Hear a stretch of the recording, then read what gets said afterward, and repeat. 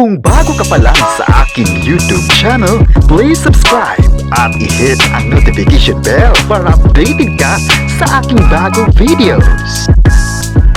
Kim Chiu, may pasabog sa mga fans. Bakit kaya bumilib ang mga tao sa kanya? Ang buong detalye, alamin!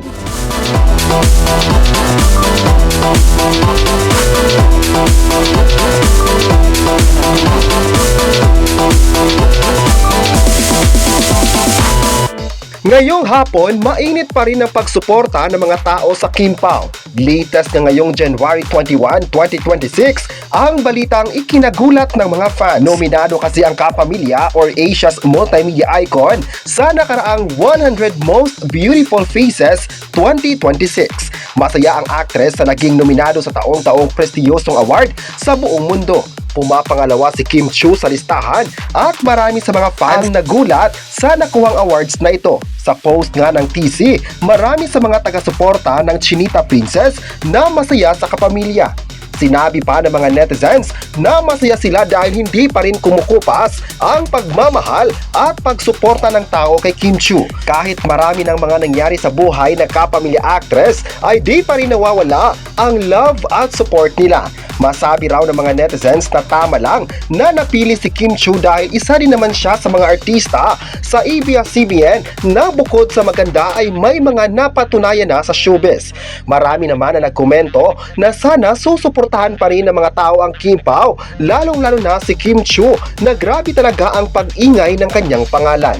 May netizen naman na nagsabing bagay naman na tatanghaling most beautiful faces si Kim Chiu dahil sa kanyang angking ganda. Pati nga ang mga banyaga ay nagandahan sa kanya at gusto nilang mapapanood sa mga susunod na proyekto. May nagsabi naman na mahal talaga ng mga tao ang Chinita Princess dahil sa kanyang kabibuhan at pagbibigay ng saya sa lahat ng mga taga-suporta. May nagsabi naman na kahit anong mangyari pa, susuporta talaga ang mga tao sa awards na ito para makuha ng actress ang naturang spot sa kategorya. Kahit may mga tao ngayon na nagsabing hindi raw bagay si Kim Chiu na tatawaging most beautiful faces dahil may mga deserving na artist naman sa buong mundo. Pero sa naging pahayag na ito ay marami sa mga fans ni Kim Chiu ang umalma. Ayon pa nila, kahit anong mangyari, susuporta pa rin sila kay Kim Chiu dahil alam ng mga tao kung gaano siya kaganda at may mabuting puso. May nagsabi naman na hindi talaga sila maaapektuhan sa mga bashers na pilit na tatanungin ang galing ni Kim bilang artist. Aminado naman ang lahat na marami pang mga gagawin ng actress sa ABS-CBN at maging sa larangan ng modeling. May nagsabi naman na hindi talaga hihinto ang mga fans na ipakita ang suporta nila sa Chinita Princess. Maraming beses na talagang napili ang actress sa mga award-giving bodies. Kahit ang ibang bansa ay gustong-gusto ang ganda ni Kim at umaasa pa silang mapapanood pa ito sa bansa nila. Kaya naman raw, makipagsabayan ni Kim Chiu sa mga ilang magagandang dilag sa buong mundo. Dahil maganda rin naman siya. Dapat raw ay marami ang mag-aabang sa kanya para mas lalong sisikat pa ito at mapapansin ng mga international giving bodies. Hindi naman nagkamali ang mga tao na suportahan ang actress na ito dahil hanggang ngayon pinatunayan niya na kaya niya ang lahat ng bagay. May nagsabi naman na nag-aabang sila kung ano pa ang mga makukuhang awards ng Chinita Princess. Kung ano man ang ibibigay nila sa Chinita Princess ay talagang hindi masayang ito dahil deserve naman niya talaga. May nagsabi naman na marami pa talagang mag-aabang sa kanya at naghihintay kung sino ang tatanghaling top 100 most beautiful faces sa buong mundo. Ngayon pa lang ay congrats na talaga kay Kim na malayo na ang nararating bilang artista. Sa kabilang banda naman ay mukhang gaganahan pa ang mga viewers ng ABS-CBN dahil sa positive na komento ng mga tao sa The Alibi series. May bago na naman kasing netizens ang nag-post sa next project for Kim Pao sa 2026. Hindi talaga magkakaila na malakas ang hatak ng Kim Pao sa mga viewers at kaya ang mga fans ay gigil na gigil nang mapapanood sila muli sa TV. Mas bet nila sa free-to-air television dahil marami namang mga fans ang hindi makaka-access sa naturang streaming platforms. May nagsabi naman na masusundan naman yan kapag may mga proyekto namang ilalatag sa kanila o di kaya'y tatanggapin ng Kim Pao ang mga ito. May chika kasi ngayon na gusto na namang magkakaroon ng series ang dalawa dahil narinig lang nagustuhan ng tao ang kanilang huling palabas. Masabi raw ng mga tao na kahit anong series pa yan ng Kim Pao ay andyan talaga ang mga tao para ipakita na paborito talaga nila ang mga actors na ito. May nagsabi naman na hanggang may Kim Pao at hanggang may proyekto sila ay mas lalong susuportahan pa nila ito. May nagsabi naman na kapag may bagong project na naman ang Kim Pao sa 2026 ay paniguradong magti-trending naman ito. May nagsabi naman na halos positive naman ang naging komento ng fans sa kanilang The Alibi series kaya mas lalong usap-usapan pa ito sa social media. Kaya maraming mga tao ang nagkakagusto sa kanilang mga ginawang series ay dahil tagos sa puso ang kanilang acting. Magaling talaga ang dalawa sa pag-arte ay walang rason na hindi susuportahan ng tao ito.